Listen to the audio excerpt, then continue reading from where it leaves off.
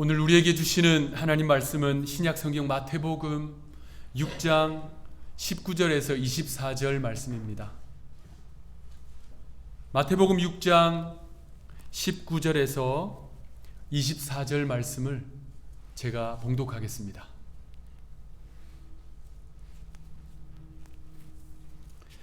너희를 위하여 보물을 땅에 쌓아두지 말라. 거기는 좀과 동록이 해하며 도둑이 구멍을 뚫고 도둑질하느니라.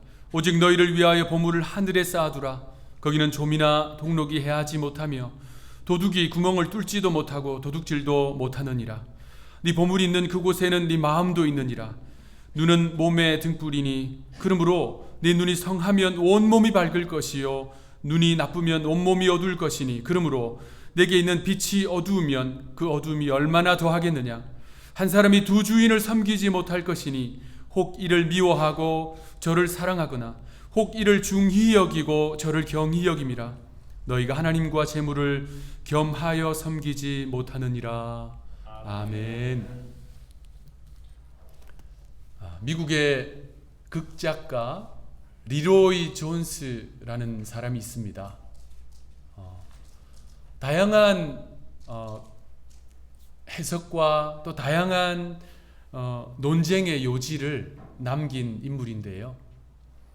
그럼에도 불구하고 그가 1968년 뉴욕 할렘가에서 한 연설 가운데 일부분은 우리 그리스도인들에게 성찰의 계기를 제공해 줍니다.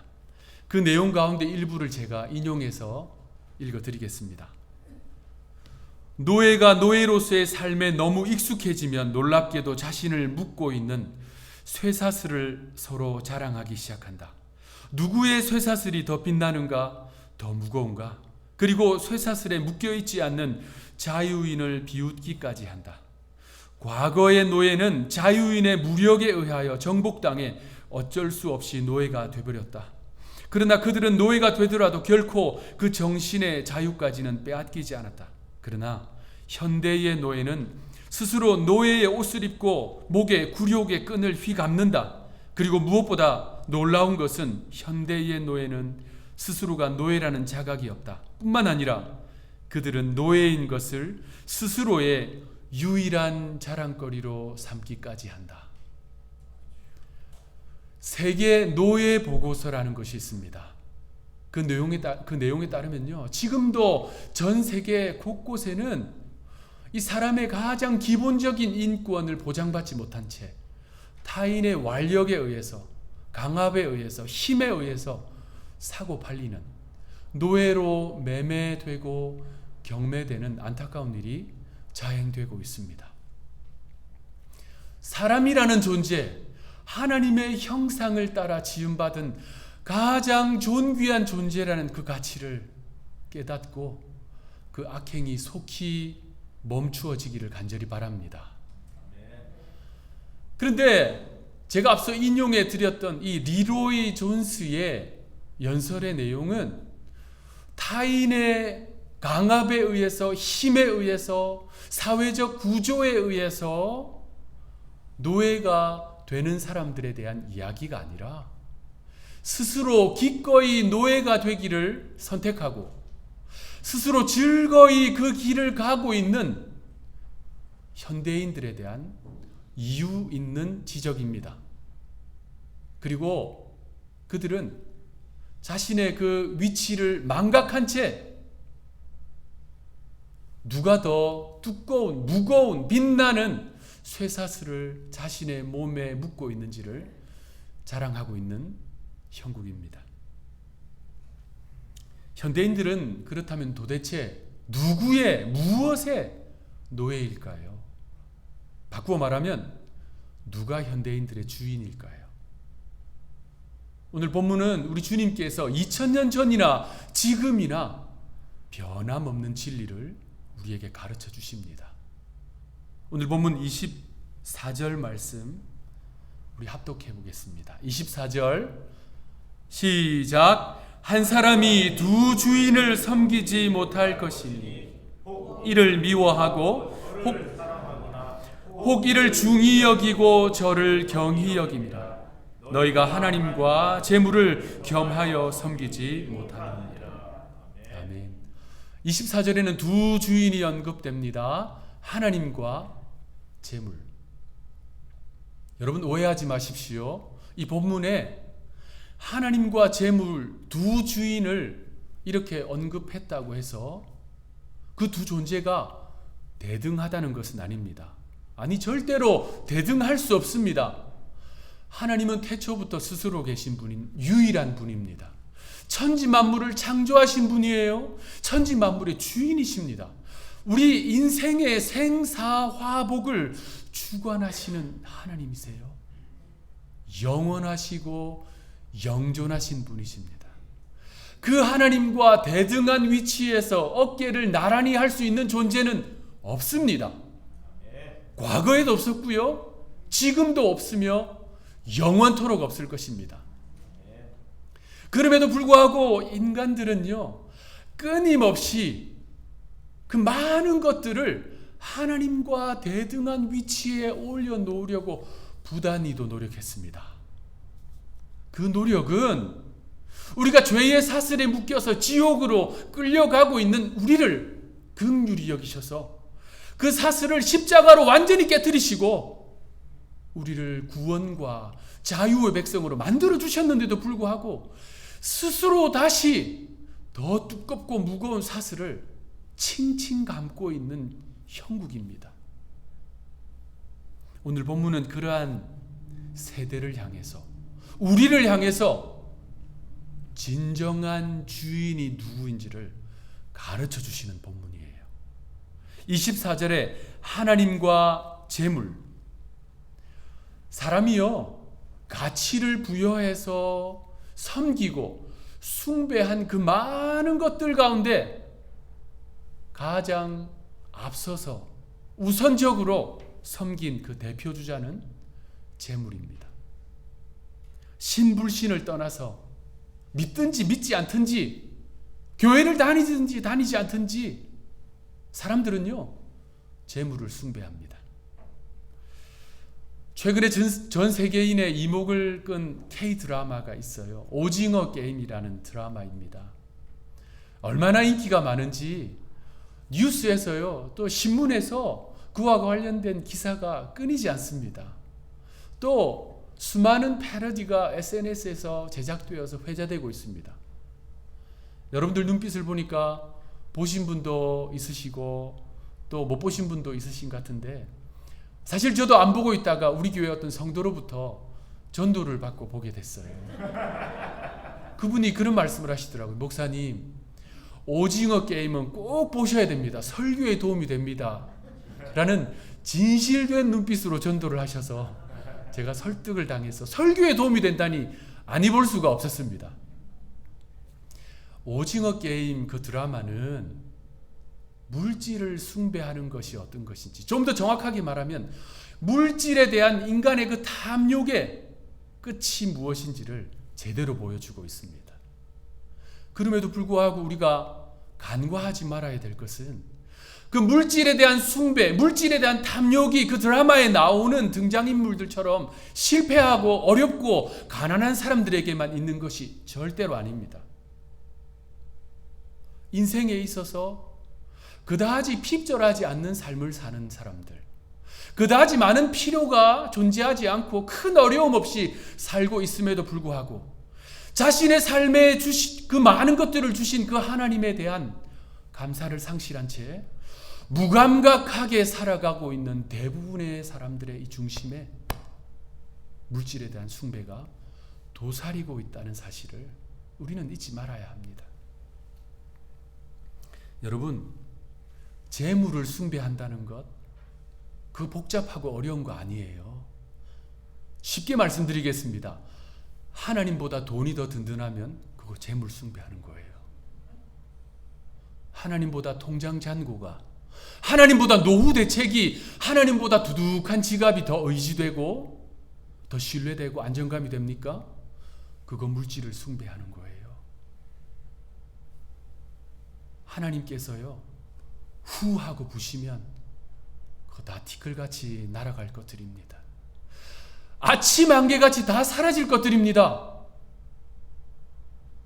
영원한 삶에 비해서 너무나도 짧은 이 땅의 삶에만 소용되고 필요한 그것에 신뢰를 쏟아붓고 의지하고 기대고 있습니까? 그거 재물 숭배하는 거예요. 여러분, 하나님은요, 스스로에 대해서 하나님의 그 성품에 어울리지 않는 자신의 이름을 성경을 통해 소개하셨어요. 질투의 하나님. 하나님은 스스로를 질투의 하나님이라 말씀하셨습니다. 신명기 4장 24절 제가 읽어보겠습니다. 네 하나님 여호와는 소멸하는 불이시요 질투하시는 하나님이시라. 이 말씀이 어떻게 나오게 됐냐면요, 시내산에서 모세를 통해서 하나님이 십계명을 주셨어요. 그리고 백성들에게 그것을 전달하게 하셨습니다. 여러분, 십계명의 제1계명이 뭐지요? 출애굽기 20장 3절 우리 같이 읽어봅시다. 출애굽기 20장 3절 시작. 나 외에 다른 신들을 내게 두지 말라. 여기까지 읽겠습니다. 이게 하나님이 이스라엘 백성들에게 주신 그 많은 율법들 중에 중심인 십계명 가운데 첫 번째예요. 너는 나 외에 다른 신들을 내게 두지 말라. 그 뒤이어 하신 말씀이 나는 질투하는 하나님이다.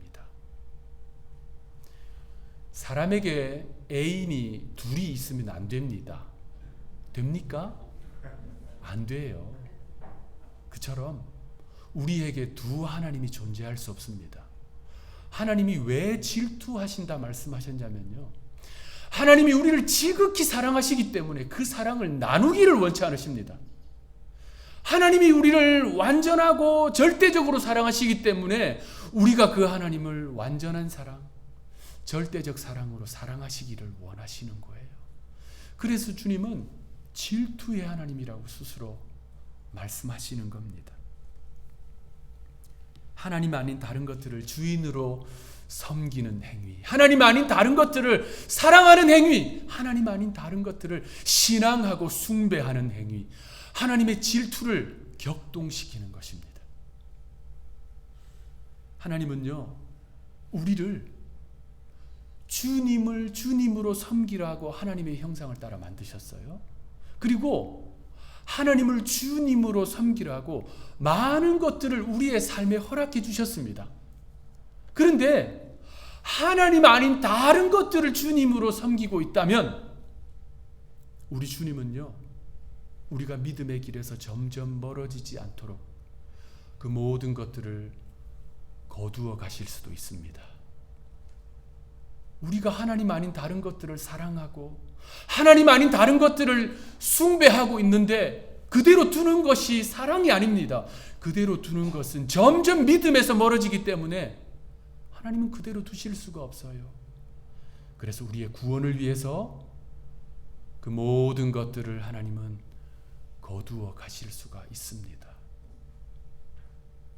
여러분, 아브라함을 보십시오. 아브라함에게 있어서 100세에 얻은 아들 이삭, 무엇이 이삭보다 더 귀중하겠어요? 금이야 옥이야 사랑하며 키웁니다. 그 아이 발에 흙이라도 묻을세라 안고 업고 키우는 거 아니에요. 그런데 하나님께서 청천벽력 같은 말씀을 하십니다.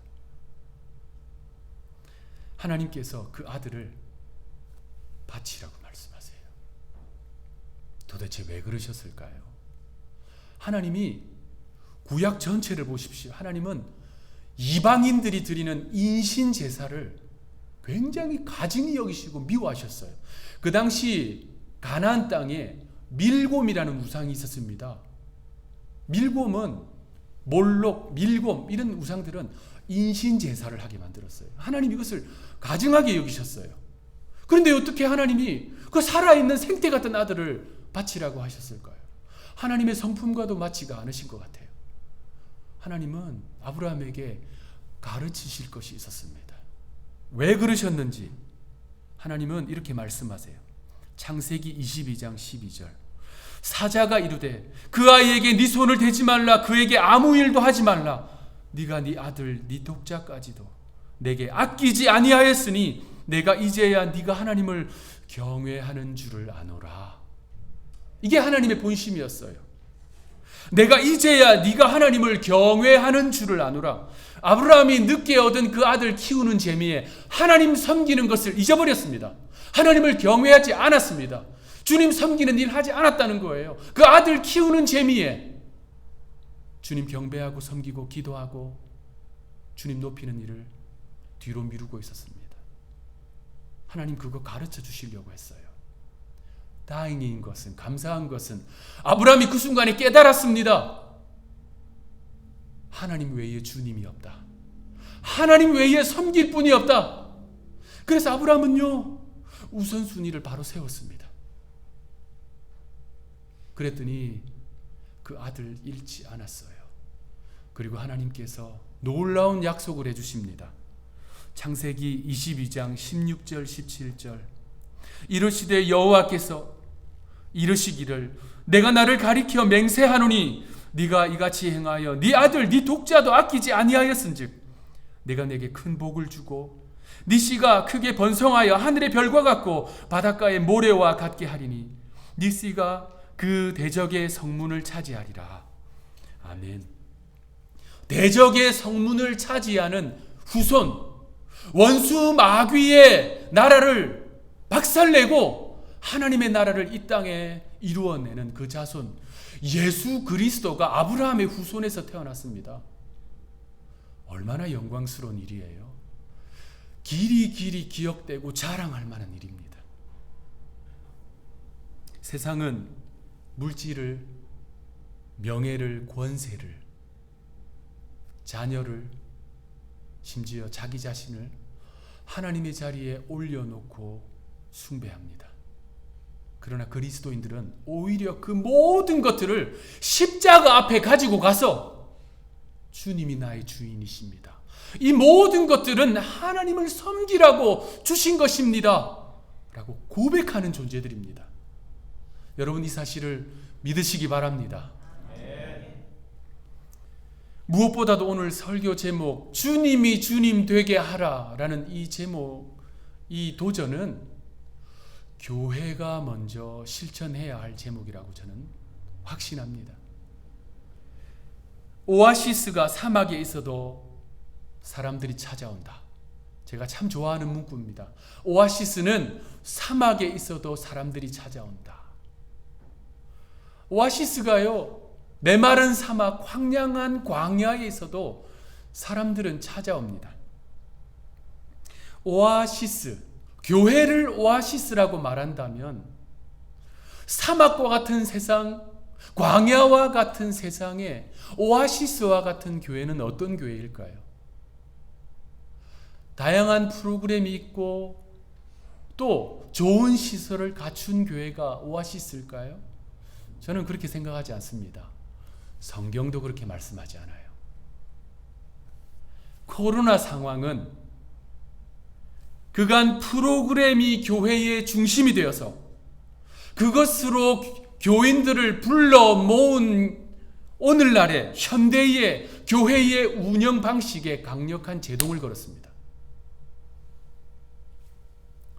그간 먹히는 프로그램으로 사람들을 불러 모았어요. 그런데 코로나는 그거 못하게 만들었어요.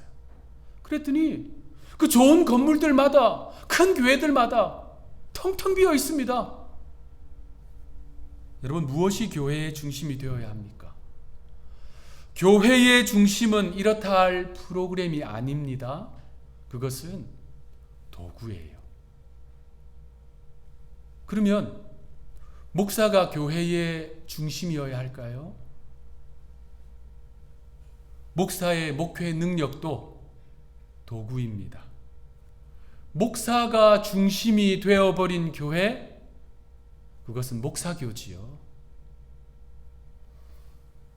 제가 우스갯소리 하나 하겠습니다. 어느 교회 목사님이 이 땅의 삶을 다 완주하시고 하나님의 부르심을 받아서 천국에 입성했어요. 딱 가보니까 먼저 가신 교인들이 다 주님 앞에 한 사람씩 한 사람씩 나아가는 거예요. 이 집사님 김 집사님, 박 권사님 오해하지 마십시오. 실명 이야기하는 게 아니라 한국 이름 김이박이잖아요.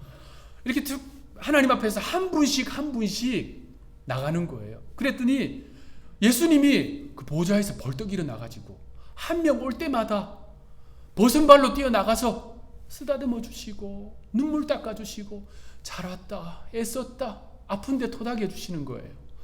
한 명씩 한 명씩. 얼마나 감동적인 장면이에요. 우리 다 그 장면 실제로 볼 줄로 믿습니다.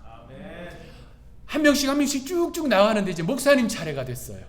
목사님도 내심 기대하면서 이제 내 차례다.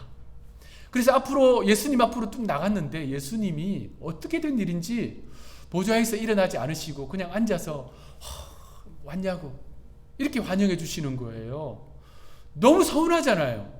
그래서 목사님이 볼멘 소리로 아니 예수님 저 앞에 김 집사님, 이 집사님, 박 권사님 다 이렇게 일어나서 안아주시고 해놓고 왜 저는 그렇게 앉아서 해주세요? 목사님, 예수님 서운해요. 이렇게 이야기를 했어요. 그 이야기를 들은 예수님이 하시는 이야기가 그거 네가 또 내 자리 뺏을까 봐. 성도님들은 주로 이 목회자 이런 이야기 하는 걸 제일 좋아하시더라고요. 여러분, 목사는 교회의 리더일 수는 있지만 교회의 머리일 수는 없습니다. 자, 그렇다면 교인이 교회의 중심일까요? 제가 아는 어떤 분은 자랑스럽게 이야기하시더라고요. 우리 교회는 교인이 중심인 교회다. 여러분, 그거 성경이 말하는 교회에 대해서 잘 모르고 하는 이야기입니다. 사람은 본질적으로 중심에 대한 욕망이 있어요. 주인공이 되고 싶어 한다는 말이에요. 누구나 다 스포트라이트를 받고 싶어 하고요. 누구나 다 박수갈채 받고 싶어 하고요. 누구나 다 칭찬의 대상이 되고 싶어 합니다. 그것이 우리의 본능과 같아요. 그런데 여러분, 그 어떤 사람도 교회의 중심이 될 수는 없습니다.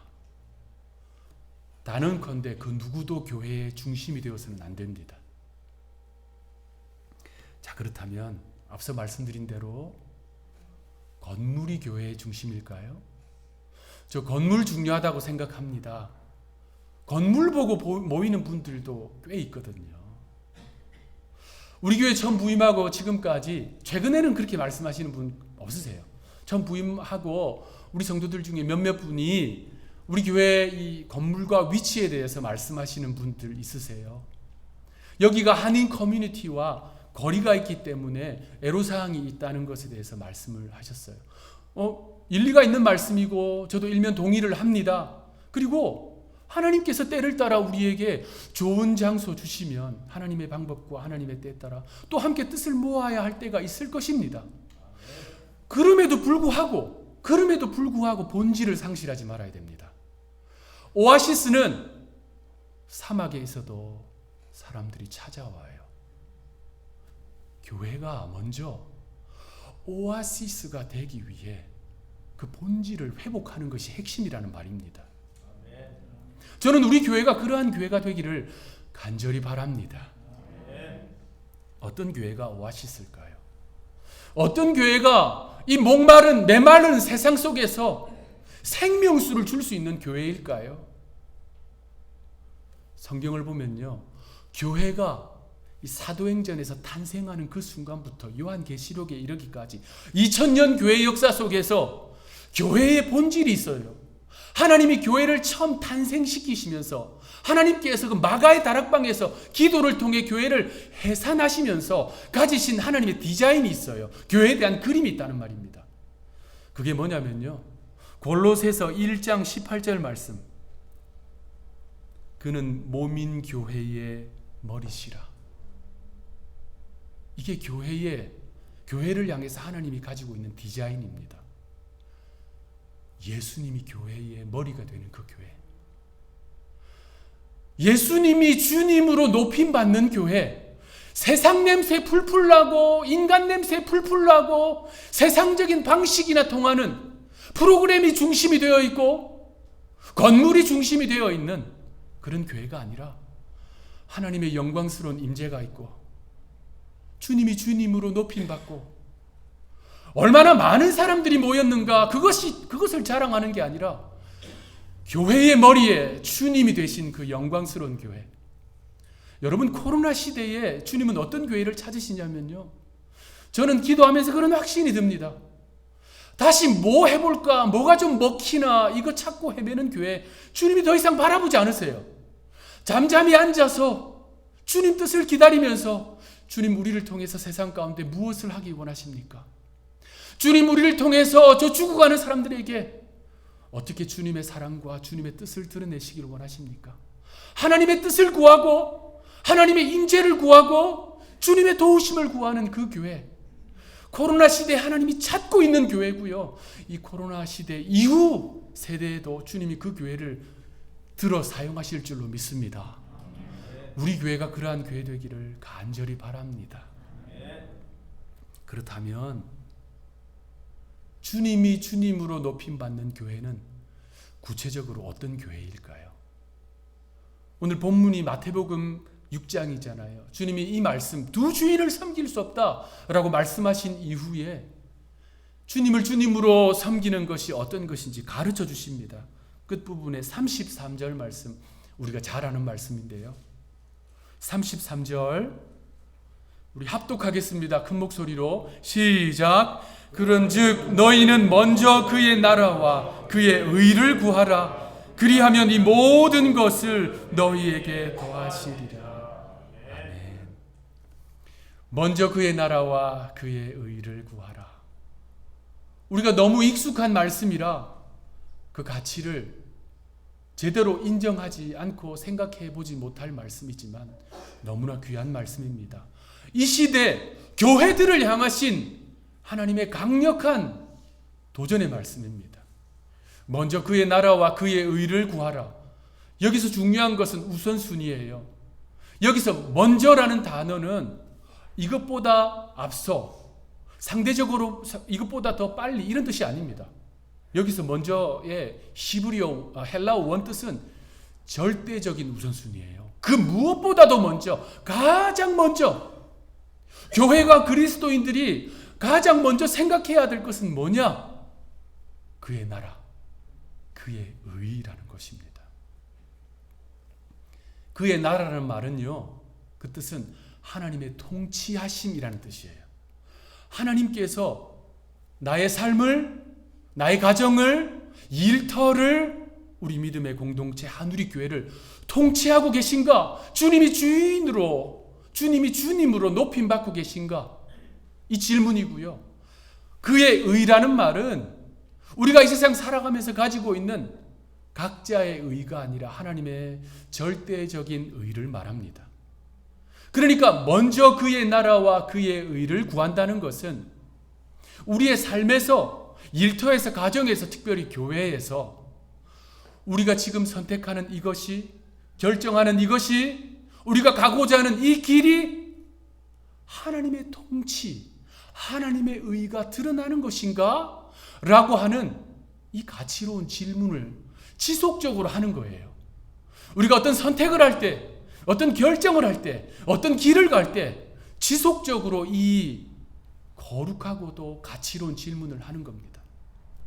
이 질문을 하면서 주님 앞에 머물러 있고 주의 뜻을 구할 때요, 성도가, 교회의 체질이 바뀌는 거예요. 주님을 주님으로 섬기는 사람으로, 교회로 점점 바뀌어가게 되어 있습니다.